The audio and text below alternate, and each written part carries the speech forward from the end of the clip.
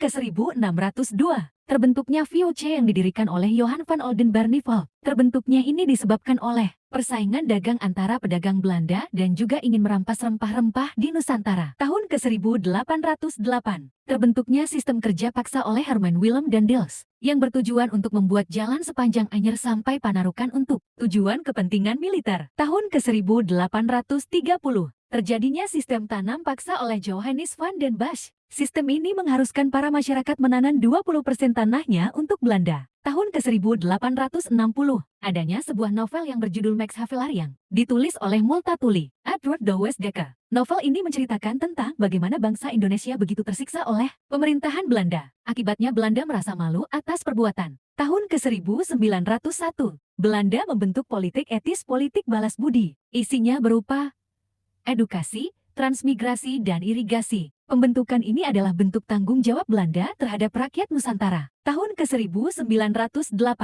terbentuknya Budi Utomo yang didirikan oleh para pelajar Asti Ovia. Tujuannya untuk meningkatkan pendidikan dan pengetahuan rakyat Nusantara. Tahun ke-1928, terbentuknya Sumpah Pemuda adalah keputusan Kongres Pemuda kedua yang diselenggarakan 2 hari. Keputusan ini menegaskan cita-cita akan tanah air Indonesia, bahasa Indonesia, dan bangsa Indonesia. Tahun ke-1945, dibuatnya teks proklamasi dan pada tahun ini Indonesia merdeka. Tahun ke-1955, terjadinya pemuli pertama kali di Indonesia untuk memilih presiden.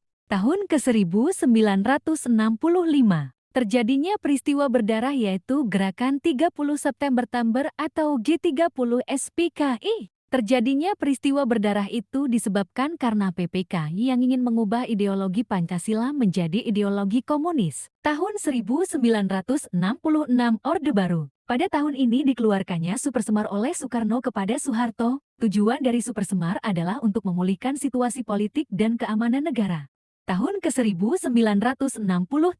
Pada tahun ini Majelis Permusyawaratan Rakyat Sementara atau MPRS menyatakan bahwa Jenderal Soeharto adalah Presiden kedua Indonesia. Tahun ke-1998, terjadi kerusuhan massa dan pengunduran Presiden Soeharto yang digantikan oleh B.J. Habibie.